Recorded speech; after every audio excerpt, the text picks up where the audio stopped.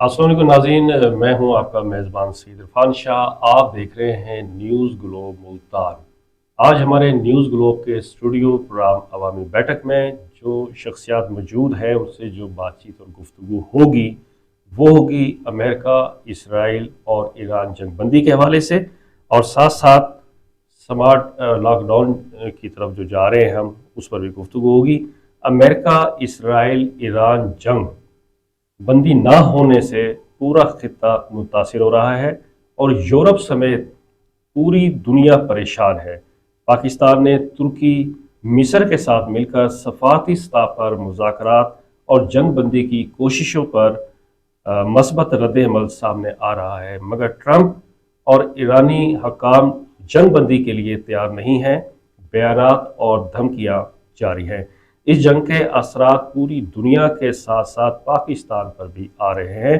Petrol की कीमतों में इजाफा, तेल बहरान की वजह से स्मार्ट लॉकडाउन नाफिज किया जा रहा है और हुकूमती सतह पर कफायत शुमारी अपनाई जा रही है। इस हवाले से आज गुफ्तगू के लिए हमने अपने स्टूडियो में दावत दी है। मैं तारुफ कराता जाऊँ, मेरे साथ मौजूद हैं जनाब मुजम्मिल अब्बास जंगला साहब, एडवोकेट हाई कोर्ट।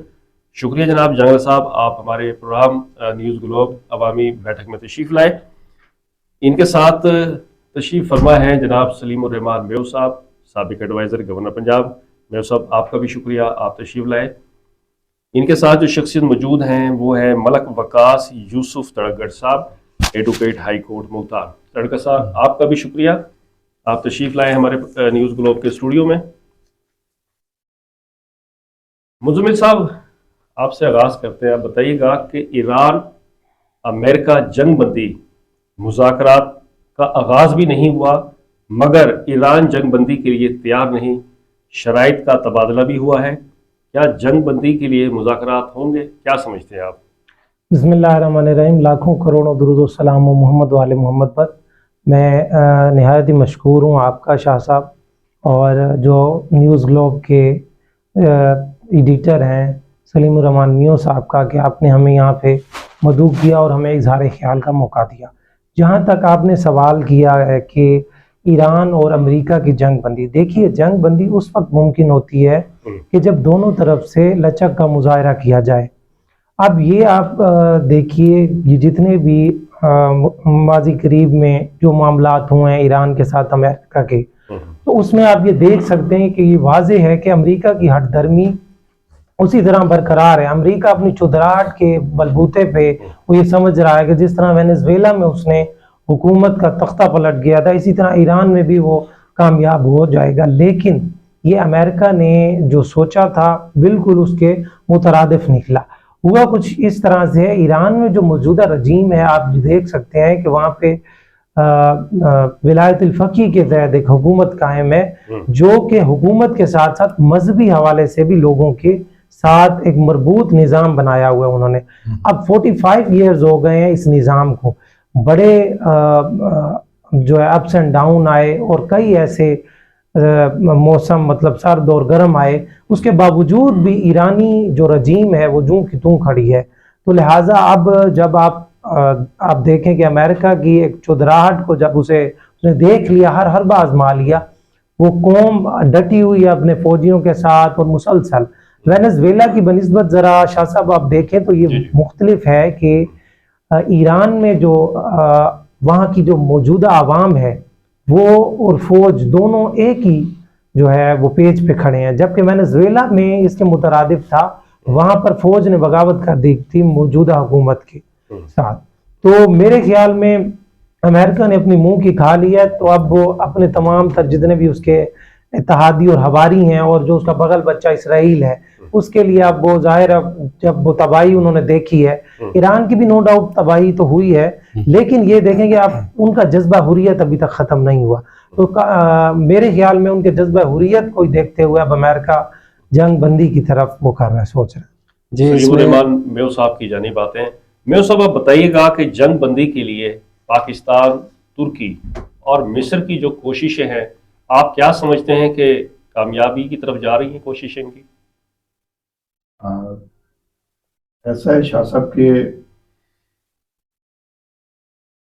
जंग बंदी के लिए जैसे मुजम्मिल साहब ने अभी कहा जी जी कि लचक का होना बहुत जरूरी है, और इस वक्त जो सूरत हाल है वो जो ज़ाहरी सूरत हाल है उसमें अमेरिका लचक को ज़ाहिर होने से बचाना चाह रहा है, जबकि ईरान जो है उसमें लचक है ही नहीं। ये फ़र्क है अमेरिका की जो धमकियां हैं और उसका जो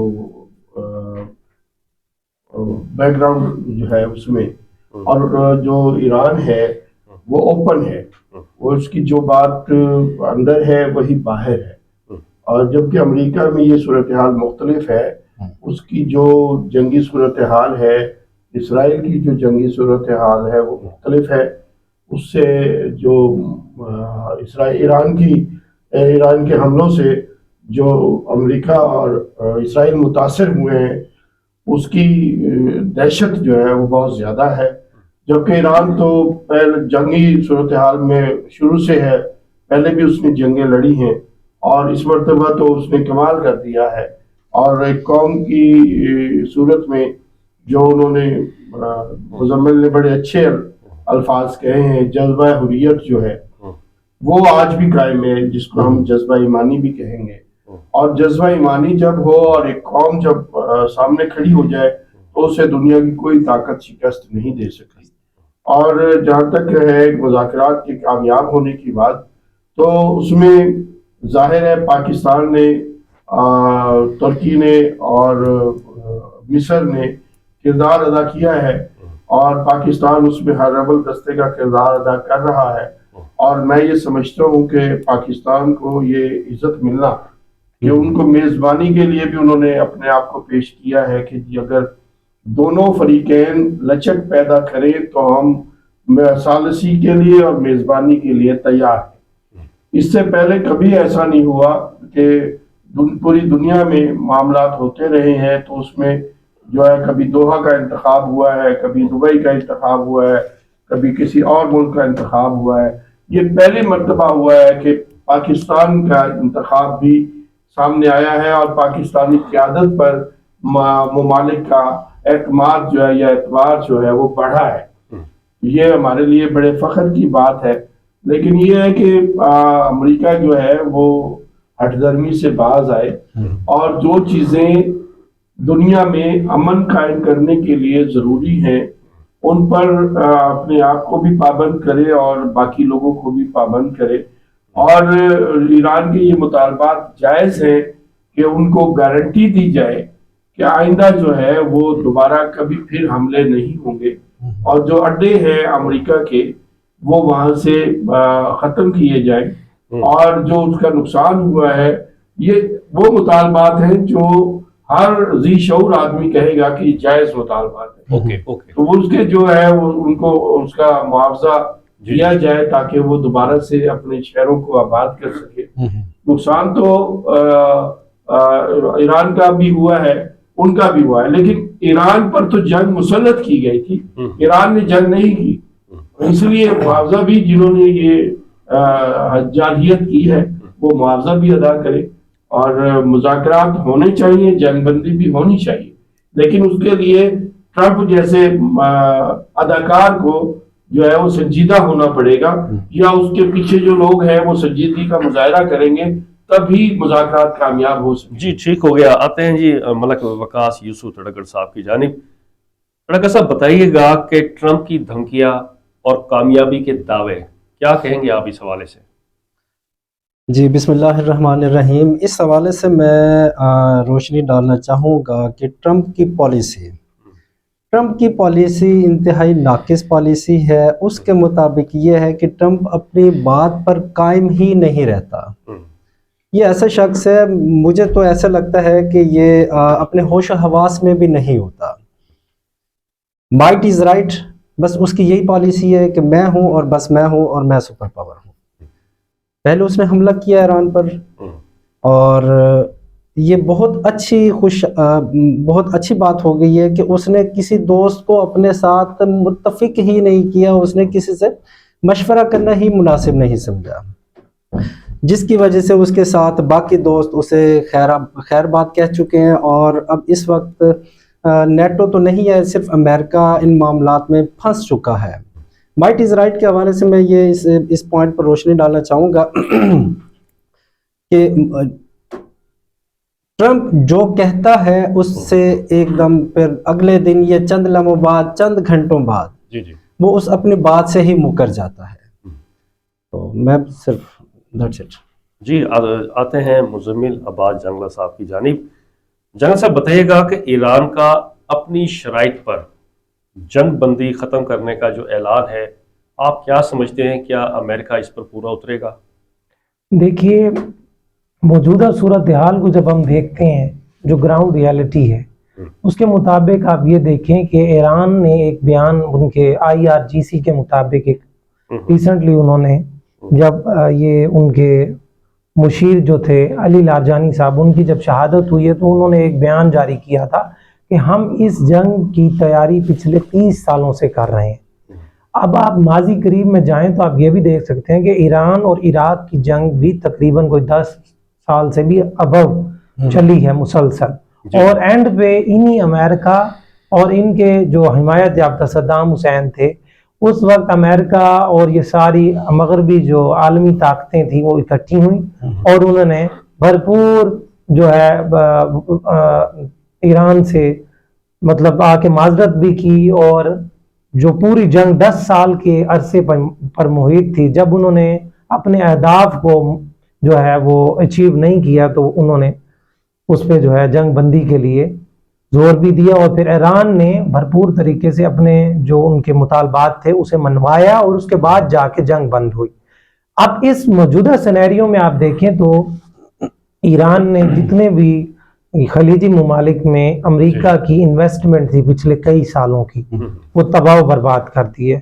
وہ کس حوالے سے کی ہے؟ جتنے بھی ان کے اڈے تھے آپ یہ دیکھ لیں کہ انہوں نے چن چن کر وہاں پر اپنے میزائل داغے ہیں، اور جس کے نتیجے میں امریکہ کا اربوں ڈالر کا نقصان ہوا ہے۔ اب یہ امریکہ کی ایک الگ بات ہے، دھرمی ہے کہ میں نہ مانوں، حالانکہ نقصان تو امریکہ کے جتنے بھی اڈے تھے وہاں پہ انہیں نیست و نابود کر دیا یہ ایران نے۔ اب اس کے بعد جو اسرائیل کی جہاں تک جو صورتحال ہے، جو تصویریں ہم غزہ کی دیکھتے تھے، تو آج اسرائیل کا چاہے وہ تل ابیب ہو یا کیف شہر ہو یا جتنے بھی ان کے ترقی یافتہ اور ڈیولپمنٹ ان شہروں میں ہوئی ہے، بڑی بڑی عمارتیں ہیں، ملیہ میٹ ہو گئیں۔ تو اب امریکہ، چونکہ امریکہ پر بھی میری نظر میں یہ جنگ مسلط کی تھی اسرائیل نے، امریکہ اسرائیل کے بچھائے ہوئے جال میں پھنس گیا ہے۔ اب امریکہ بھی یہ چاہتا ہے، اور وہاں کی جو اپوزیشن ہے یا ٹرمپ کی جو جماعت ہے ریپبلکنز، وہ بھی اس چیز پہ زور دے رہے ہیں کہ ہمیں اس جنگ میں نہیں کودنا چاہیے تھا، یہ پرائی جنگ ہے۔ تو اب یہ ایران کی جہاں تک شرائط ہیں، میری نظر میں اس میں کوئی بعید نہیں ہے۔ ایران کی جو سب سے بڑی شرائط ہے آبنائے ہرمز کے حوالے سے، تو آپ یہ دیکھ سکتے ہیں کہ نہر سوئس ہو یا یہ ترکی کے ساتھ جو اربکان کا ایریا استنبول والا، یا جتنے بھی یہ کینیڈا میں کوئی ہے خشک بندرگاہ، تو یہاں سے جتنے بھی جہاز گزرتے ہیں ان ممالک کی سمندری حدود سے جو گزرتے ہیں وہ انہیں ٹیکس دے کے گزرتے ہیں۔ تو ایران کا میرے خیال میں یہ کوئی غلط مطالبہ نہیں ہے۔ پچھلے کئی سالوں سے آبنائے ہرمز تقریباً دنیا کا 30% آئل یہاں سے جاتا ہے، جو اور گیسز بھی تقریباً 25% یہاں سے جاتی ہیں۔ تو اب ایران کا تو یہ ایک جائز حق ہے کہ اتنے سال وہ فری فنڈ میں یہاں سے جہاز گزرتے رہے، کم از کم اب تو ان کا جب دیکھیں ان پر عالمی سینکشنز بھی لگائے گئے ہیں، اس کے باوجود انہوں نے سروائیو کیا۔ اب جا کے وہ یہ کہہ رہے ہیں کہ یہاں سے آبنائے ہرمز سے جتنے بھی جہاز گزریں گے اب وہ ہماری مطلب کہ شرائط کے مطابق گزریں گے، ہمیں ٹیکس دے کے، کوئی غیر مطلب ان کا قانونی مطالبہ نہیں ہے، قانونی مطالبہ ہے۔ اس کے ساتھ ساتھ جو دوسرا ان کا میں آپ کو بتاتا چلوں، جو ایک اہم ان کا وہ ہے کہ امریکہ کے جو اڈے ہیں، امریکہ یہاں کیا کرنے آیا ہے؟ سعودی عرب اور متحدہ عرب امارات، قطر، عمان اور کویت اور عراق اور ان کی حفاظت کے لیے کہاں حفاظت گئی؟ کہاں وہ ریڈار سسٹم گئے؟ سب برباد کر دیا ایران نے۔ تو یہ عربی ملکوں کو یہ سوچنا چاہیے کہ ان کا جو ہے جو دفاع ہے وہ خود کریں، اپنے جو انہوں نے فوجیں اتنی پالی ہوئی ہیں، کم از کم وہ انہیں اس قابل کریں کہ وہ اپنے ملک کا دفاع کریں. اور دوسرا ایران کو نہ ان سے کوئی خطرہ ہونا چاہیے اور نہ ہی ایران کا خطرہ انہیں ہونا چاہیے کیونکہ دونوں اسلامی ممالک ہیں. جی میو صاحب کی جانب آتے ہیں. میو صاحب بتائیے گا ایران کی لیڈرشپ اور دیگر ادارے تباہ کرنے کا دعویٰ جو ہے آپ کی کیا رائے اس پر؟ دیکھیے ٹرمپ کے بارے میں ٹرگر صاحب نے بھی کہا اور ازمر صاحب نے بھی کہا کہ وہ اپنے بیان سے منحرف ہو جاتا ہے جی اور وہ ریسلر رہا ہے. اس نے ایسی بددیانتیاں ریسلنگ کے دوران بھی کی ہیں اور اس کی پرورش اور اس کی جو زندگی ہے جی جی وہ انہی بددیانتیوں میں گزری ہے. اور اب وہ امریکہ کا صدر بننے کے بعد بھی وہ اپنی عادات کو بدل نہیں سکا. وہ جو بات کرتا ہے اس سے منحرف ہو جاتا ہے. جہاں تک بات ہے کہ قیادت کو ختم کیا ہے، بالکل ایران کی جو بڑی مقبول ترین قیادت تھی، مضبوط ترین قیادت تھی اور ان کی عسکری قیادت تھی، ان کی سیاسی قیادت تھی، ان کو سائنسدان تھے، ان کو انہوں نے شہید کیا ہے. اس سے ایران کا بہت نقصان ہوا ہے اور اس نقصان کی وجہ سے اگر کوئی ان کے درمیان چھوٹی موٹے اختلافات تھے یا سیاسی اختلافات تھے، اس کی وجہ سے وہ تمام اختلافات ختم ہو گئے اور وہ ایک متحد قوم بن گئے. اور اس کے باوجود اب وہ اسرائیل کو اور جو سعودیہ میں اور دوسرے اسلامی ممالک میں جو امریکہ کے ایئر بیسز ہیں ان کو تباہ و برباد کر چکا ہے اور ابھی یہ سلسلہ جاری ہے. لیکن ٹرمپ شرمندہ ہونے کی بجائے، اپنی ناکامی تسلیم کرنے کی بجائے بڑا ڈٹھائی کے ساتھ وہ کہتا ہے کہ میں جیت گیا ہوں اور میں کامیاب ہو گیا ہوں، میں نے جو مقاصد حاصل کرنے تھے وہ حاصل کر لیے. مجھے بتائیے کہ کون سا مقصد انہوں نے حاصل کیا ہے؟ کیا جو آیت اللہ خامنئی صاحب کا بیٹا ہے وہ اس وقت سپریم لیڈر نہیں ہے ایران کا؟ کیا ان کی فوج منظم نہیں ہے؟ کیا آپ آبنائے ہرمز سے جہاز گزار کر جا سکتے ہیں؟ کیا آپ اسرائیل پر یا جو ایئر بیسز ہیں ان پر حملے بند ہو چکے ہیں؟ آپ کیسے کہتے ہیں کہ ہم نے جو اپنے مقاصد ہیں وہ حاصل کر لیے؟ آپ نے کوئی مقصد حاصل نہیں کیا. اب آپ یورپی ممالک اپنے ملک اور جو آپ کے ساتھی ہواری آپ کے غلام لوگ ہیں ان کو خوش کرنے کے لیے، ان کو اپنے ساتھ اٹیچ رکھنے کے لیے، مستقبل میں اٹیچ رکھنے کے لیے آپ جھوٹ کا سہارا لے کر یہ کہہ رہے ہیں کہ جی ہم نے اپنے مقاصد حاصل نہیں کر لیے ہیں. آپ نے اپنا کوئی مقصد حاصل نہیں کیا. اپنے مقاصد ایران نے حاصل کیے ہیں، شہادتیں دے کر حاصل کیے ہیں، اپنے ملک کی تباہی کرا کے اور تمہاری ملکوں کی تباہی کر کے حاصل کیے ہیں. اس پر ہم جو ہے وہ ایرانی قوم کو سلام اور خراج تحسین پیش کرتے ہیں اور ہم دعا گو بھی ہیں کہ اللہ تعالیٰ انہیں کامیابی سے ہمکنار کریں. تڑکر صاحب کی جانب آتے ہیں. تڑکر صاحب بتائیے گا کیا سمجھتے ہیں کہ جنگ بندی کے امکانات نظر آ رہے ہیں آپ کو؟ جی انشاءاللہ جنگ بندی کے قریب قریب ہی ہیں. دوسری طرف میں آنا چاہوں گا سر کہ ٹرمپ نے یہ جو حرکت کی ہے ایران پر حملہ کر کے، ان کا آپ نے سنا ہوگا ابراہم لنکن کے نام سے ایک بحری بیڑا یہاں پر آیا تھا ایران کے ساحلوں کے قریب، ایران کی باؤنڈریز کے قریب. آپ دیکھ سکتے ہیں کہ وہ اب بڑی تیزی سے واپسی دم دبا کر وہ واپس بھاگ چکا ہے. تو اس حوالے سے یہ خوش آئند بات ہے کہ ٹرمپ اور اس کے جتنے بھی ساتھی ہیں، اس کی فوج ہو گئی، اس کی بشمول اپوزیشن سمیت، تو یہ ہم دیکھ سکتے ہیں کہ وہ دم دبا کر بھاگ رہے ہیں اور ان کے ہاتھ میں کچھ بھی نہیں آیا. اور بتدریج ہم ساتھ ساتھ میں دیکھ رہے ہیں کہ ڈالر بھی بتدریج اپنی قدر کھو رہا ہے.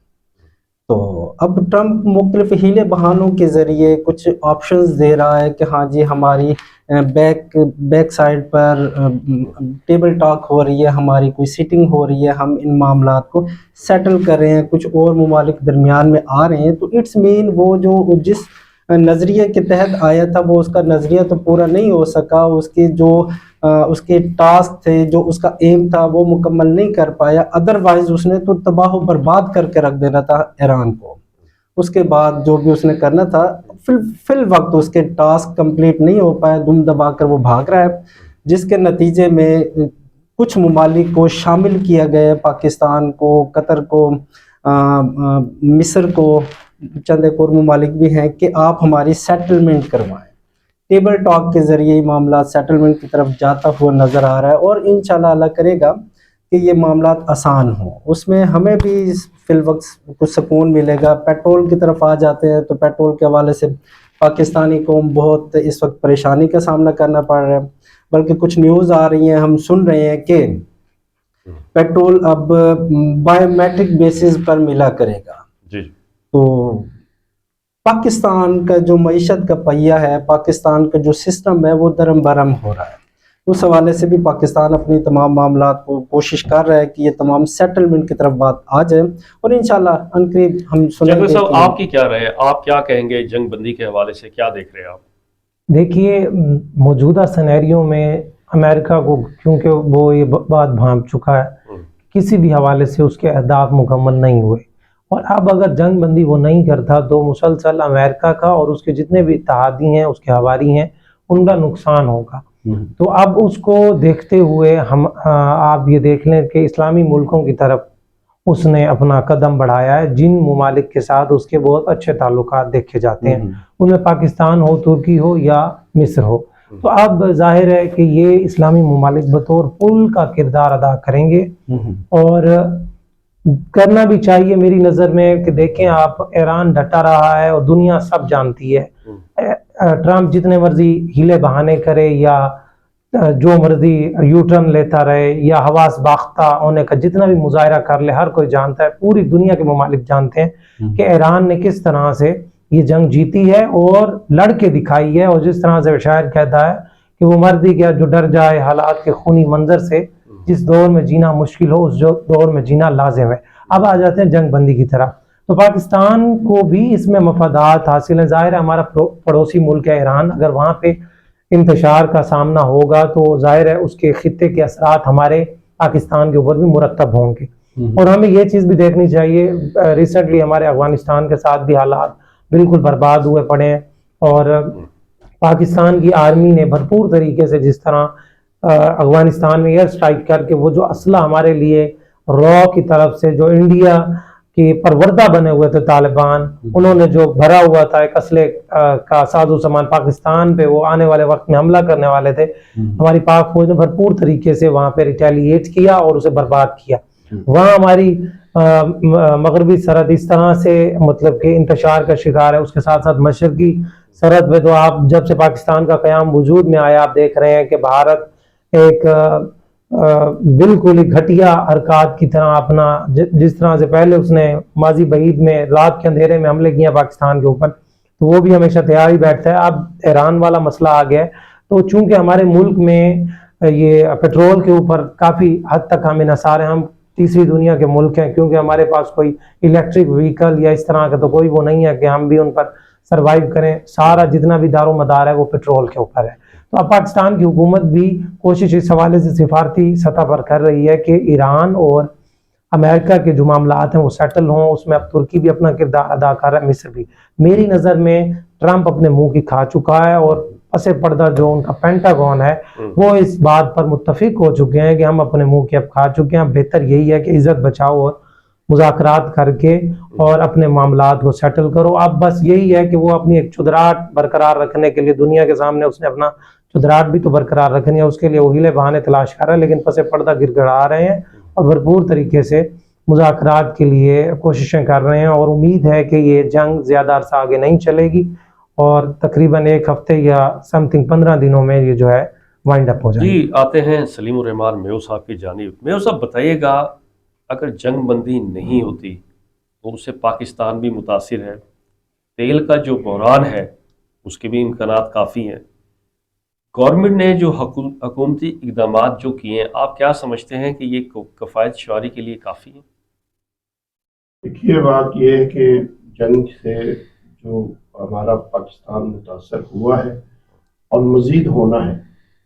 अगर मुज़ाकरात के ज़रिए ये मामला सेटल हो जाते हैं तो हमारे ऊपर ये मुश्किलात ख़त्म हो जाएंगी, बतदरीज कम हो जाएंगी। और हुकूमत ने जो ऐलान किया है, जो पेट्रोल बहरान से बचने के लिए किफ़ायतशारी स्कीम्स दी हैं और इदारों में भी शेड्यूल किया है, तो उससे फ़ायदा तो ज़रूर होगा, लेकिन उससे अवामी मुश्किलात में इजाफा भी होगा। इसलिए हम ये समझते हैं कि इस वक्त यही ज़रूरी था जो हुकूमत ने किया है, और हुकूमत को इस पर जो इक़दाम उठाए हैं इस पर अमल दरामद करना चाहिए ताकि हम मज़ीद मुश्किलात से बच सकें। अच्छा, तड़कर साहब की जानिब आते हैं। तड़कर साहब बताइएगा कि स्मार्ट लॉकडाउन से की जानिब हम जा रहे हैं, आप क्या समझते हैं कि स्मार्ट लॉकडाउन से हमारे फ़ायदा क्या होगा और इसके नुकसानात क्या होंगे, क्या राय आपकी? देखिए जी, स्मार्ट लॉकडाउन से फ़ायदा तो ना होने के बराबर है, लेकिन उसका नुकसानात बहुत ज़्यादा हैं।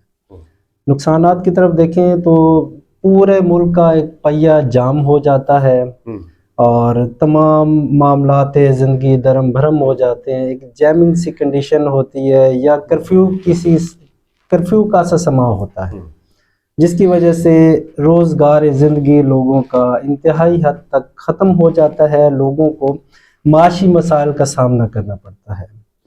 तो ये सबसे बड़ा इशू यही है कि पहिया जब जाम हो जाएगा, बंद हो जाएगा, तो सिस्टम एकदम कोलैप्स या बहरहाल एकदम स्लो पोजीशन की तरफ आ जाएगा। मुल्क की तरक्की का पहिया जिस तेज़ी से हम गामजन हैं कि तरक्की की तरफ, वो इंतहाई स्लो डाउन हो जाएगी।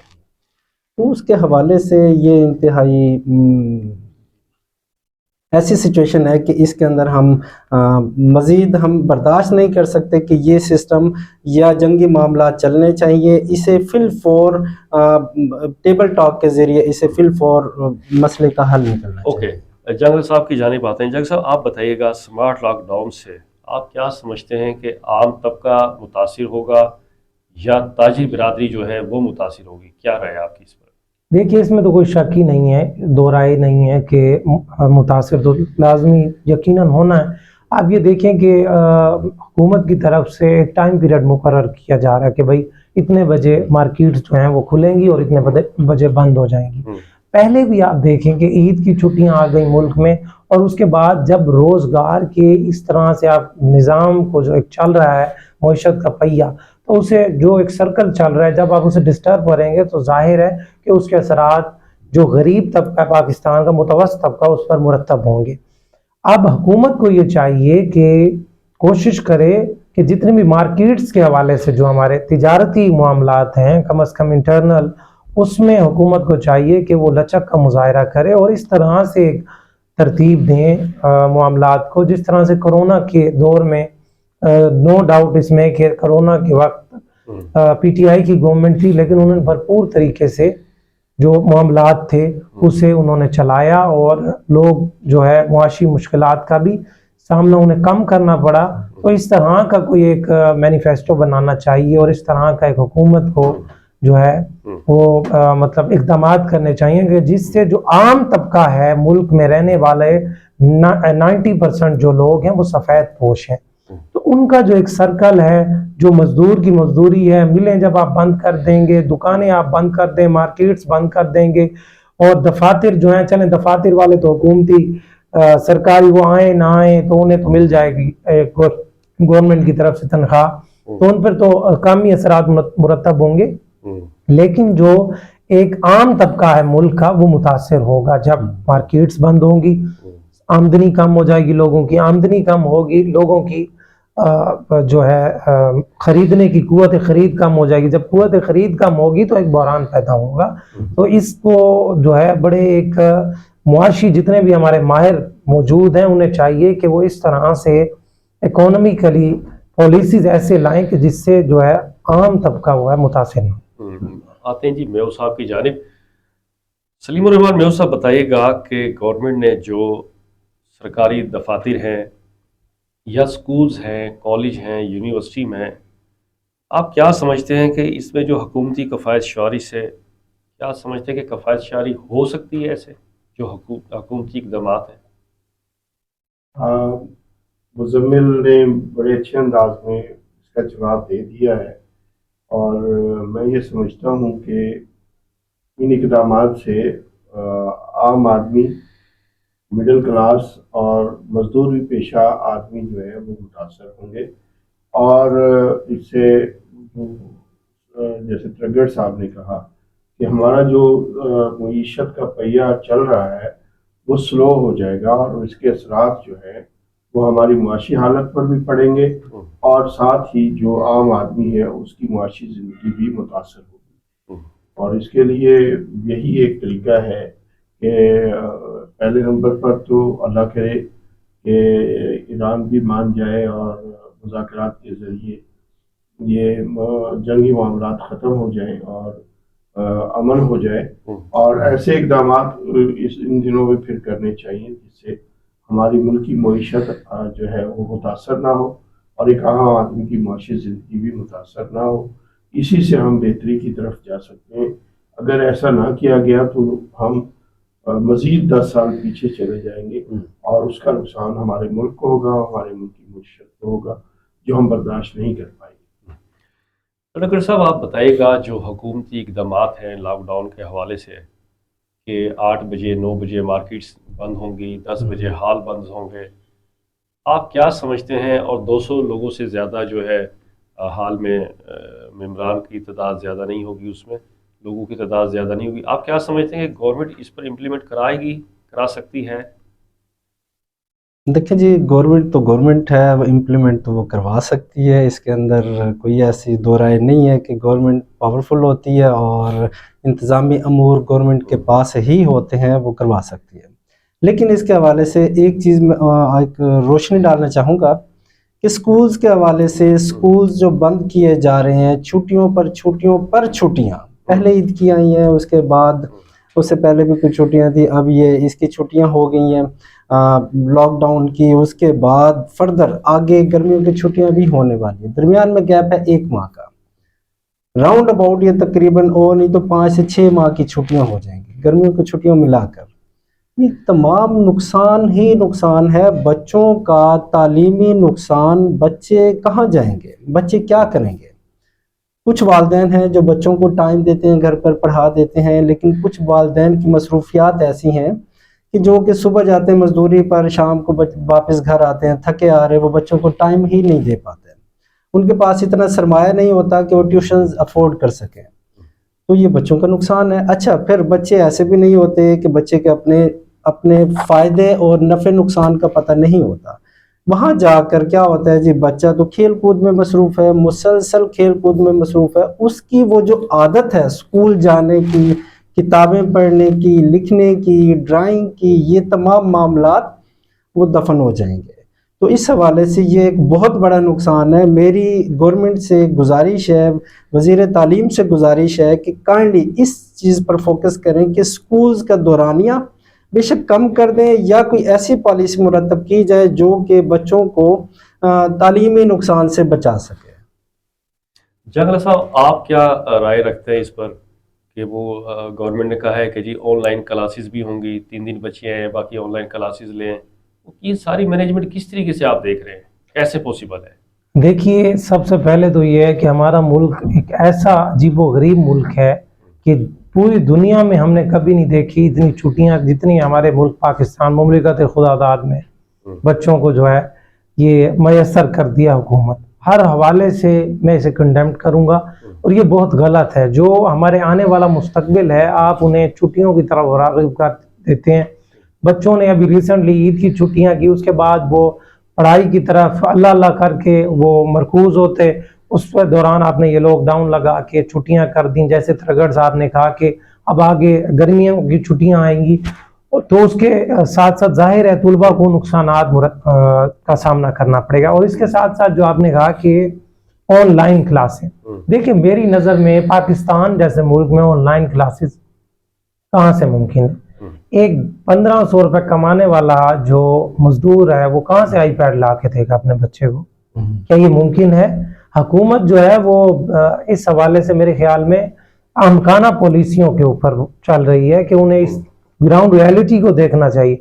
नो डाउट आपके पास, आपके बच्चों के पास एंड्रॉइड्स हैं और एप्पल के फ़ोन्स हैं, और उसके साथ साथ जितने भी हमारे मुल्क की बड़ी अशराफिया है उनके पास आईपैड हैं, लेकिन जो एक आम आदमी है, जो पाकिस्तान की अक्सरियत का 80% जो तबका है, उनके पास इस तरह की सहूलियात मैसर नहीं है। इसके साथ साथ तालीमी जो हमारे स्कूल्स के टीचर हैं वो भी अक्सर सफ़ेद पोश हैं, तो उनके लिए भी मुश्किलात का सामना होगा। और इसके साथ साथ जो आम चीज़ है इंटरनेट हमारे यहाँ 2G 3G मर के आते हैं सिग्नल, तो यहाँ पे घरों में बच्चे कैसे बैठ के वो करेंगे। तो बेहतर ये है तालीमी हवाले से हुकूमत को चाहिए कि अशराफिया के पेट्रोल को कम कर दें। डिप्टी कमिश्नर, AC, वजीर तालीम, सेक्रेटरीज और ये जो जितना अशराफिया पल रहा है हमारे टैक्सों के पैसों पे, तो कम अज कम इस अशराफिया को 1-2 माह अगर इनके पेट में नहीं जाएगा, हुकूमत का खजाना जो हमारे टैक्सों के पैसे से है वही पैसे गवर्नमेंट के बच्चों की बसों के लिए और दीगर जो ट्रांसपोर्ट्स हैं बच्चों के स्कूल्स, कॉलेज और यूनिवर्सिटियों के लिए अगर सर्व कर दिए जाएंगे तो इसमें कोई बईद नहीं है।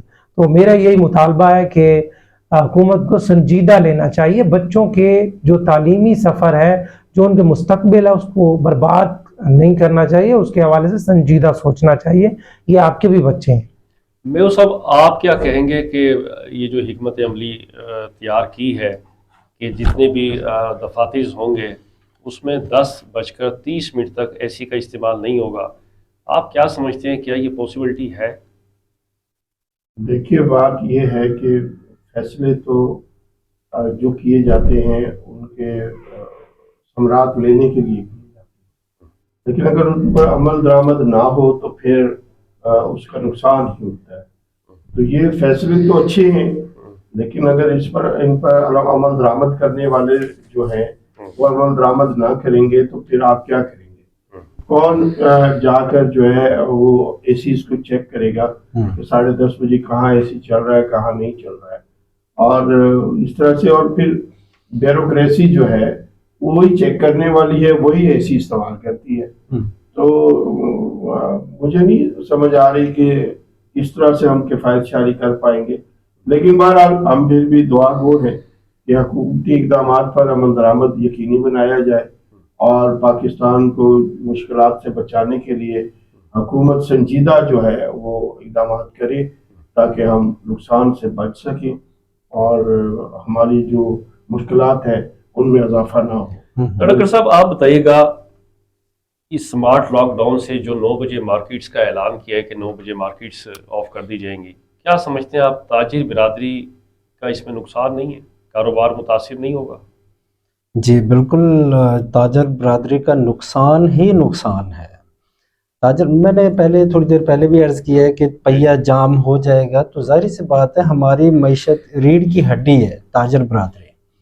ताजर बरादरी मार्केट्स अगर बंद होंगी तो फिर हमारे पास ज़र मुबादला, हमारे पास इनकम, हमारे पास सरमाया कहाँ से आएगा, कैसे वो सर्कुलेट करेगा पूरे मुल्क में। और ये तो पहिया जाम हो गया, एकदम सिस्टम सारा कोलैप्स हो जाएगा और लोग हैंड टू माउथ हो जाएंगे, एक दूसरे के से दस्तों गिरबां होंगे। ये मामला तो फिर यहाँ तक चले जाएंगे।